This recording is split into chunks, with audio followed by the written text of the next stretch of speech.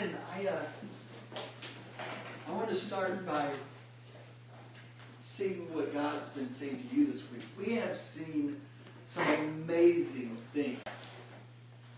As we've been reading through the book of Exodus, the second half, basically, of the book of Exodus, we've seen the Ten Commandments.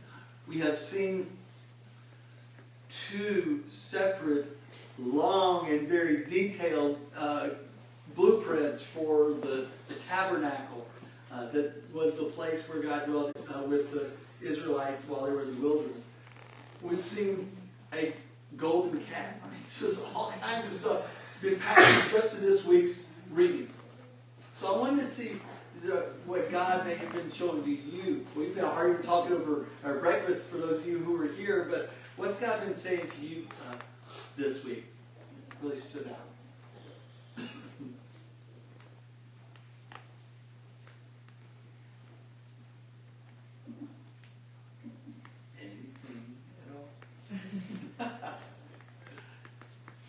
Not much different from the same thoughts I had reading Genesis. It's just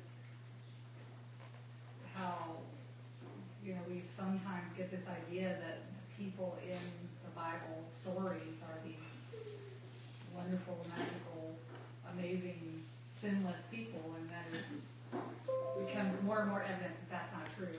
Yeah. All right. Yeah. There's not been, in all of the Old Testament, we don't see any perfect people there, no matter how great their stories may be. Anybody else? Oh, can I say one more thing? Sure. The arts. I love the chapter when it begins with the Holy Spirit, finding men who the Holy Spirit has filled with the ability to make beautiful things. Isn't that interesting? I like that. People filled with the Spirit of God to enable them to craft and to develop works of art with which to decorate the place where God would be worshipped. Does that say anything to us about anything beyond just Exodus? Art matters? Art matters. Okay. There's your new bumper sticker. Art matters. That's right. Okay. All right. Well, we may have some time in a little while if there's something else that God brings to your mind. But I wanted to watch this review video. Some of you may have seen it. It was just for this morning, in case you haven't yet had a chance to watch it. And it just covers the last half of Exodus. So let's watch that together. The first half of the book of Exodus tells the story of ancient Israel being rescued from slavery. And when people say the Exodus story, those are the chapters they're referring to. But the book has the second half, where Moses gives the Ten Commandments to Israel, along with these instructions about building a sacred tent. And what links these two acts together is this crucial story. The people of Israel, they're out in the middle of nowhere. They find themselves at the foot of this mountain called Sinai. Here, God's presence comes dramatically down in the form of a violent storm cloud. Now let's stop a second and talk about this concept of God's presence, because it's really important for the rest of the book. At the beginning of the Bible, in the Garden of Eden, humanity was in God's presence. They had this close relationship with Him, and it was good. But humanity rebels, and the relationship is fractured, and access to God's presence is lost. But God promised Abraham that He would restore His blessing to all of the nations, and that includes this restoration of relationship and access to God's presence. So here at Sinai, God's presence is now right here in front of them, and it's actually quite frightening. And He's here to invite Israel into this unique and close relationship with Him. And the word used to describe this relationship is covenant. It's like a legal agreement between God and Israel. And it's unique because up till now, God hasn't asked Israel to do anything in return, just to trust Him. But here on this mountain, God is going to ask Israel to do something. A lot of things, actually. He gives them a whole set of laws that includes the Ten Commandments. And if they obey these commandments, they will become the people who will represent God to the nations of the world. Like a priest would. Yeah, in fact, that's what God calls them to become, a kingdom of priests. And this is all connected back to the promise to Abraham that his family would become a blessing to the nations. Okay, but obeying these laws is going to be difficult because there's a lot of them, and they set a really high standard. Though if you think about it, I mean, anybody in the world who should be able to do it, I mean, it's these people who experienced firsthand God's grace and His power when He rescued them from slavery. And they agree to obey the terms. But then they refuse to go into God's presence because it's still a bit frightening. And since the people won't go up, Moses goes up to the mountain by himself to meet with God. But God still wants to be with all of His people. And so He says, okay, if the people won't come up here to me, I'll come down off this mountain to be with you all. And that's why He orders Moses to build this elaborate tent as a place where God's presence can be among His people. And that's why the next thing we get is 7 chapters of extremely detailed architectural blueprints for this tent. It's really, really, really long. But every detail is important and has some kind of symbolic value. For example, there's all of this Garden of Eden imagery inside the tent. And it's to remind you that when you're in the tent, you are in God's presence. Then we get another 6 chapters describing how they built the tent, which is really just repeating the same blueprints word for word. Now let's back up, because before the tent is finished, there's this super important story. Moses is coming off the mountain with the 10 Commandments and the blueprints in his hands, and he finds Israel breaking the first 2 commands of the covenant. Don't have any other gods before me, and don't worship idol statues. Right, and so here we are. Immediately after agreeing to the covenant, they're throwing this ritual party and they're worshiping an idol. And so God says to Moses, you know what, this is not going to work. I should just wipe these people out and start over with you. But Moses reminds God of His promise to Abraham and pleads with God to spare them, which is a really weird conversation. Why would God need to be reminded of something? Yeah, it does seem odd, but this dialogue is inviting us into God's experience of grief and pain due to Israel's actions. And He really could walk away. But instead, this God chooses faithfulness to His own promises, even though He knows it's going to cost Him. So we come to the end of the book. The tabernacle's built, God's presence comes down off the mountain to fill it, and in the final scene, Moses goes to enter the tabernacle to be in God's presence. But he can't. He's actually not able to go inside, and that's how the book ends. Why can't he go in? That was the whole point. So when Israel worshipped the golden calf, it was like a slap in the face to God's faithfulness. And so Moses can't just waltz into the tent like everything's just fine. There's a deeper problem still in this relationship. Will they ever be able to fix the relationship and go in God's presence? Well, that's what the next book, Leviticus, is all about. Hey, this is John. And this is Tim. We believe the Bible is one long story. So,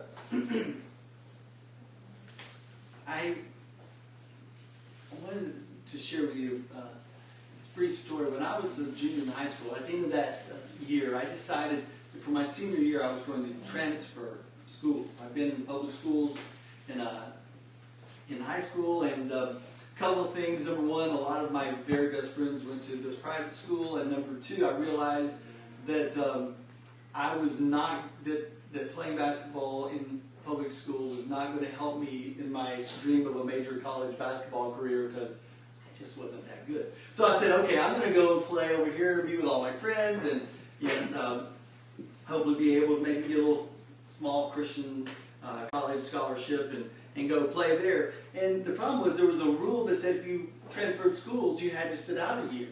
But I was assured by the coach of this school I was going to that there had been talks already, and that there was a meeting planned for right around the start of the school year where they were going to do away with that rule. So, all right, I'm good. So, made plans, got enrolled, started school, and didn't find out till a few days later that they decided not to change the rule. So, I had rumors they had other coaches that athletic directors had heard that another guy who was a friend of mine who was coming from another public school, and they heard about these 2 public school basketball players. Now, we weren't that great, okay? But they heard that this one private school was getting these guys from public schools, and they were afraid they didn't want to deal with that, so they put it off. Long story short, I couldn't play sports.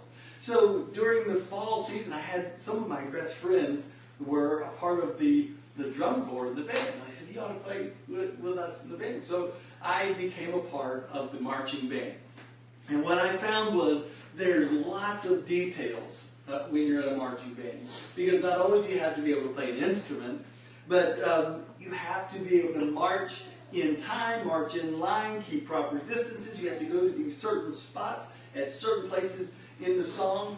And in reality, while you're playing the music and you're trying to make sure that you're doing everything musically just right, there's all of the details about being in the right spot at the right time. And the funny thing is that you can see the people who are next to you and the relationship between you and the person in front of you, behind you, or beside you, depending on where you are in the formation. But you can't really see the big picture. You can't see what it's all about. And only the people who are the audience and the person who is directing the band can see the big picture because they're in a position to see it.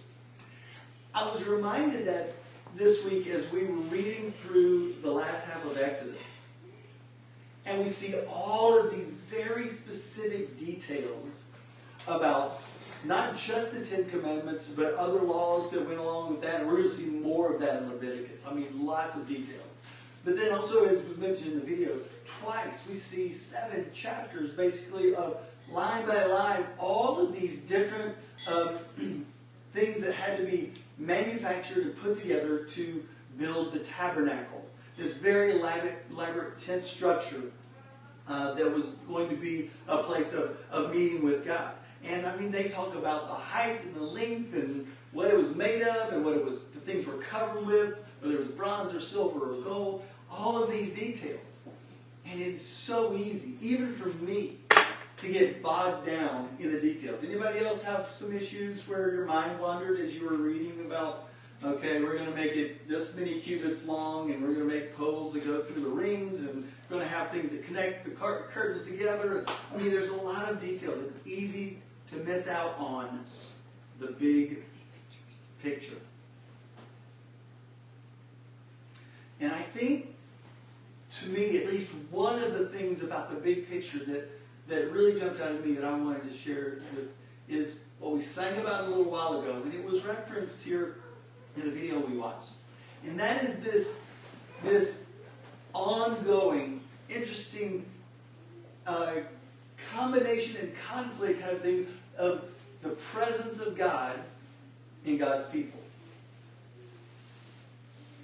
We see in the very beginning of Genesis, we read about how God made man to be in his presence. He gave life to man from his own breath. And so there was this idea of man being in his presence. And then came sin and the fall. And what happened in terms of the presence of God in people after sin? Anybody? What happened when they sinned in terms of their connection and relationship with God? They were kicked out of the Garden of Eden, right? They were sent out of the presence of God. There was separation there. And the rest of the Bible, there's this big picture of a story of God seeking to restore people to himself. And people like you and me struggling to be restored while battling with our sinful desires to do things our own way. So, the something to talk about today is that God wants us in his presence. Sometimes we don't feel like that. Sometimes we don't feel worthy of that. But God wants us in his presence. Right before and around the story of God giving Moses the 10 Commandments, sometimes we don't. We just skip right over that and we look at just the 10 Commandments part. But in Exodus 19, we see this interesting story related to God wanting his people to be able to be in his presence. And starting in Exodus chapter 19, verse 5, I know it's a little bit long, but just follow along with me, all right? It says, "Now therefore, if you will indeed obey my voice," this is God speaking, "if you will indeed obey my voice and keep my covenant, you shall be my treasured possession among all peoples, for all the earth is mine. And you shall be to me a kingdom of priests and a holy nation. These are the words that you shall speak to the people of Israel."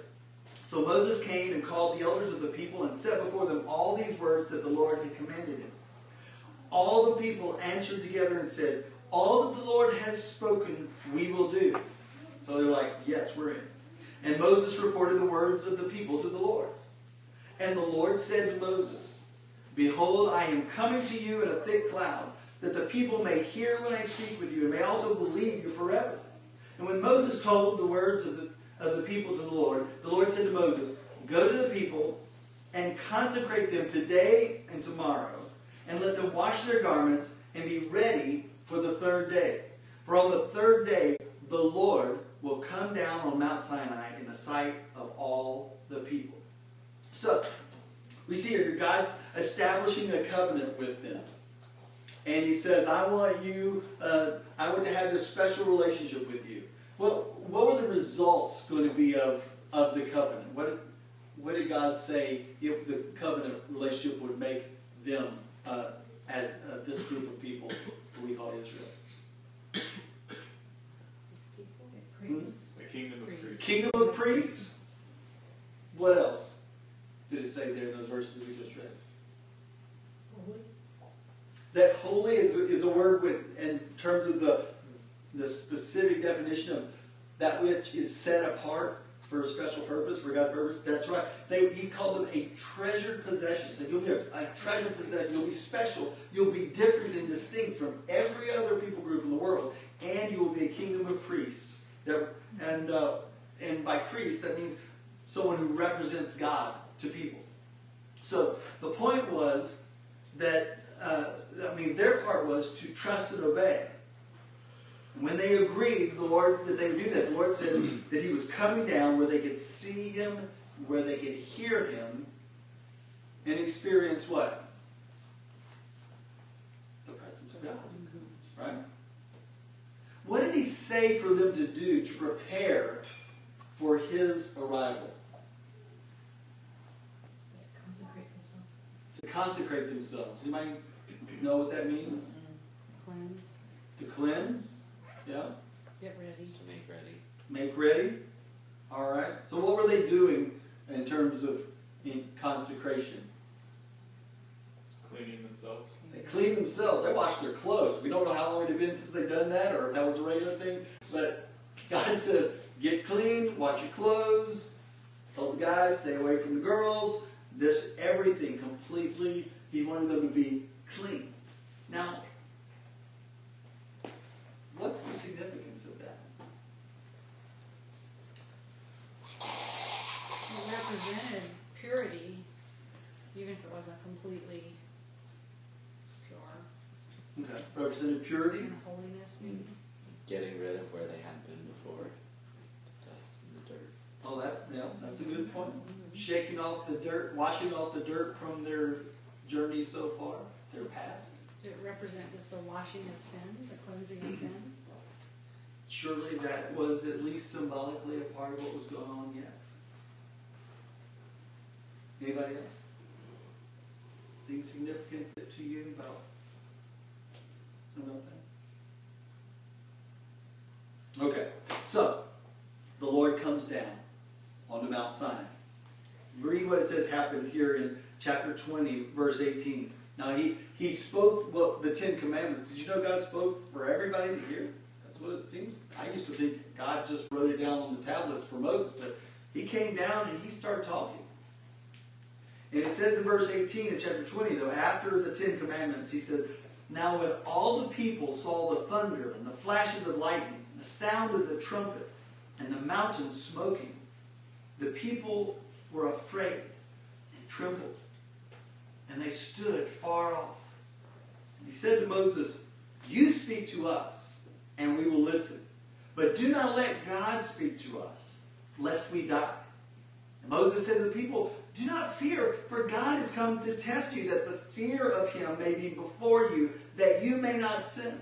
The people stood afar off, while Moses drew near to the thick darkness where God was.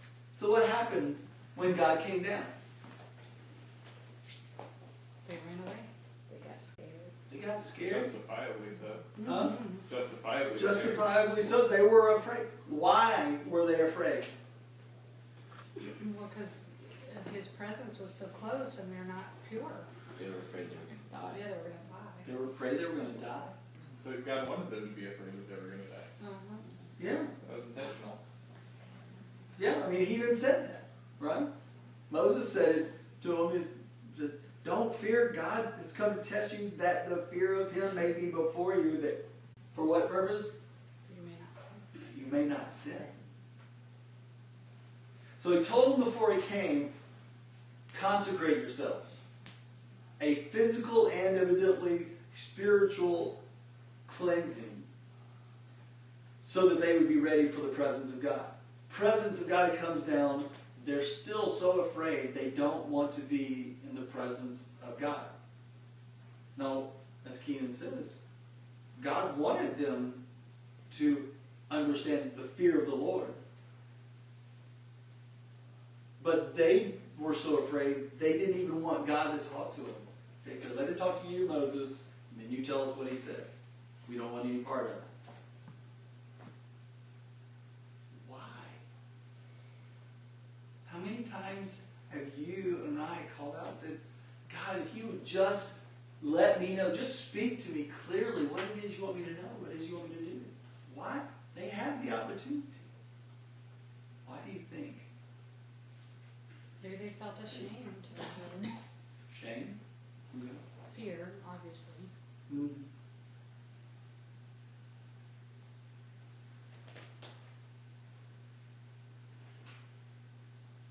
Sometimes I think when we ask that too, we don't know what we're saying. What do you mean? Well, because can we really handle it if God came directly face to face with us to speak to us? I know, I hear you saying that in Jack Nicholson's voice. You want to see God? You can't handle seeing God, right? Oh, goodness.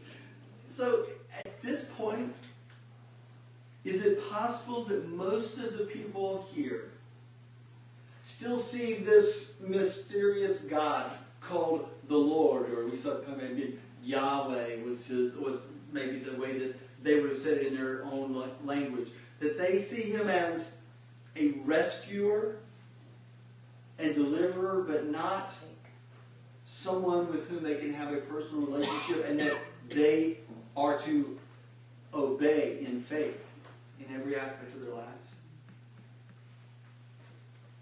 How do people today do the same thing?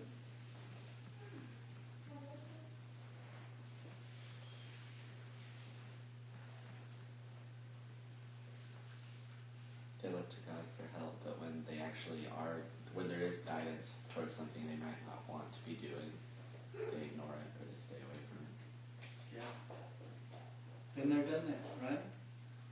Oh God, I want to get closer to you. Oh God, I want to do what you want me to do. Oh God, I want you to lead my life. Give me wisdom and direction and provide for my needs and protect me from all the things that would hurt me and make me uncomfortable. And then God says, okay, but here's what I want you to do so that you can walk with me and I can take care of you completely and take you through some incredible journeys. And we say, no.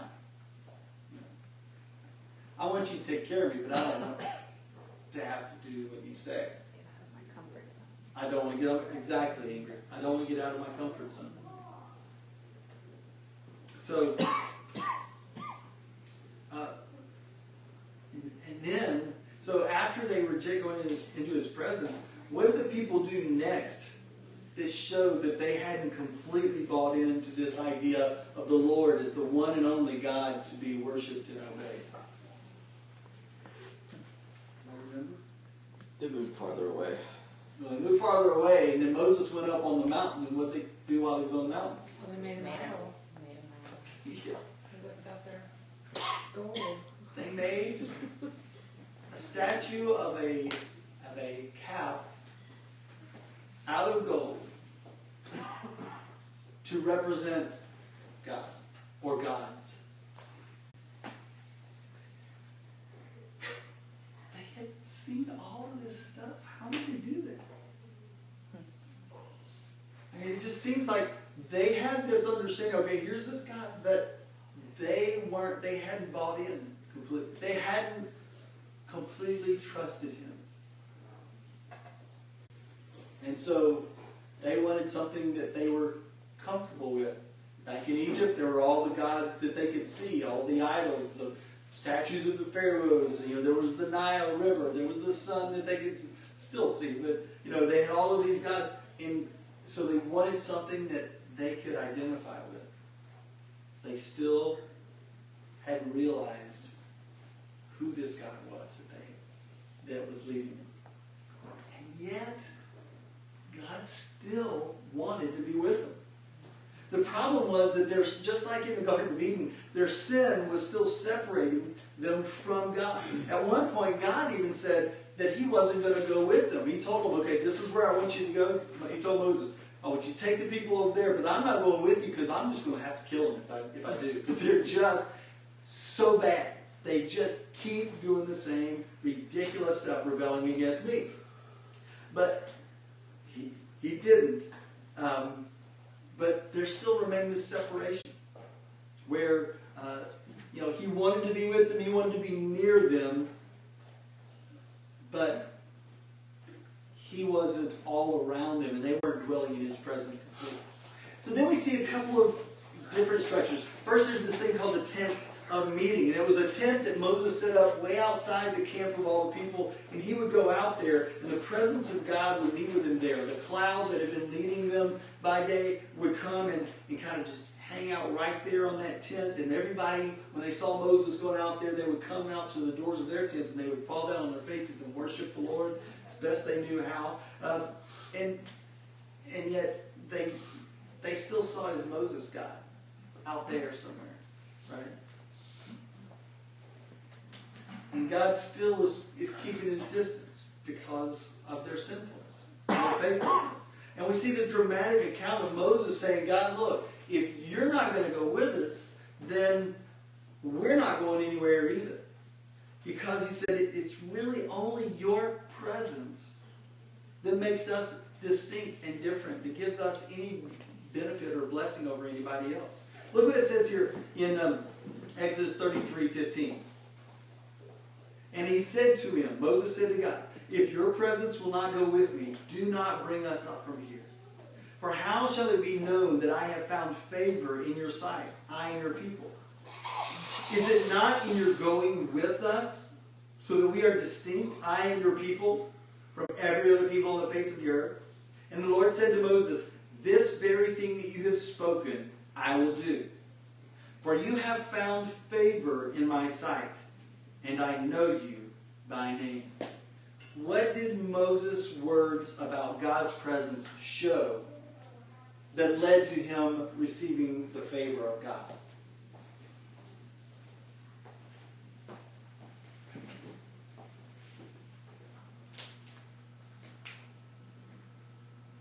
Anybody? No? What did Moses' words there in those verses we just read? What was it about what he said? What did that show us about why God said, you have found favor with me? The rest of the crew, they were still in their tents. They wouldn't come out to God, couldn't come out to God. But Moses finds favor with God. What was it? What did God hear from his words and see in his heart that caused him to say that Moses found favor with him? That he had faith to act on. He had faith to act on, yeah. He knew without God he was nothing. What was it that Moses wanted more than anything else? God's presence. To be with him. God's presence. If your presence doesn't go with us, he says, well, who are we? What have we got? What would you say that everybody else, or almost everybody else in the whole tribes, all the tribes of Israel, what did they want from God? Food. Food. Protection. Water, take care of us. Right? They wanted a sugar daddy. Parenthood. And all that this miraculous, powerful God had shown, they wanted him to keep just showing them how good he could be to them. But what they wanted was what he could do. And what he wanted, and what Moses saw is, Moses wanted God. Just for himself. Just for his presence. We see that after he made that request, he said, let me see your glory. And God made special arrangements for Moses to be able to get even closer than he had been before, up on Mount Sinai. But he still couldn't look at the face of God. No, that's just kind of odd. It talks about how he was with God's presence all the time, but God wouldn't let him see his face. Why not? He couldn't handle it, right? What would it do to it? It'd kill him. There was a great illustration in one of the videos we watched last week about that it's kind of like the sun. You know, the sun provides light, without which life cannot exist on planet Earth, right? Because the plants need it to conduct photosynthesis, and we need the plants to eat, or the things that we eat need the plants to eat, all those things together. So the sun provides light, it provides warmth. If we didn't have the sun, this would be a cold, barren rock. This green and blue planet we call Earth, all right? So the sun provides light, the sun provides warmth. It helps us to keep time and seasons and all of these different things that the sun provides. But what happens if you get too close to the sun? You burn up, right? Anybody ever been to the sun? No, you can't get there. As good as the sun is for us and to us, you cannot go to the sun because it's just too much. It'll burn you up. The glory of God evidently is something like that. The face of God was so glorious that God said, Moses, you can't see my face because it would kill you. Just like it would kill you if you were to suddenly be transported to the face of the sun, you'd be instantly vaporized. You just can't see. The greatness of the glory of God's presence is what is a part of this overarching story that we need to see in the details. So let's talk about some of those details. The tabernacle. What was the purpose of the tabernacle? For God to live in. Place for God's presence to dwell and for Him to live in. What else do we see being accounted for in what was made in terms of people in the presence of God? Anybody? Their offerings, right? It was a place for them to worship God. It was also a place for them through sacrifices to make sacrificial offerings that would atone or cover their sins and that were separating them from God. What does that have to do with the presence of God? Why would they need that? Think about the story we've been talking about already from Genesis all the way till now. We were created in His presence. What happened? Sin. We sinned. In every step of the way, we keep seeing that God's trying to make relationship with people. He's trying to bring people into His presence. And because of sin, either that we run away from Him, or even when we say we trust Him, we still have our times when we sin. And so something has to be done to take care of that sin so that we can come to the presence of God. And that's what we see going on in the tabernacle.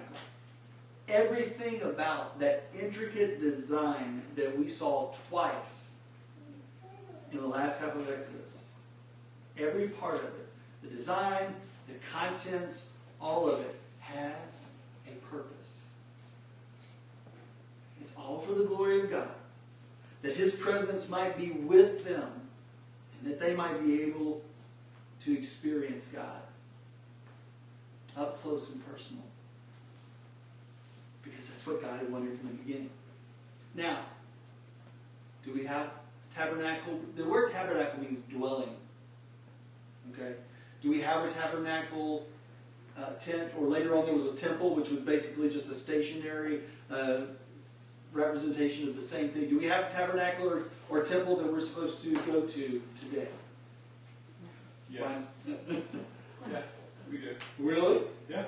It's not a physical one, though. We're the tabernacle. Yeah. There you go. Yeah. There's the key.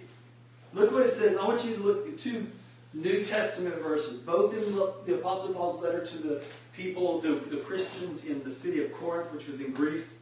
Listen to what we see here. Verse 16 of 1 Corinthians 3 says this. Do you not know that you are what? God's temple. And that God's Spirit does what? dwells in you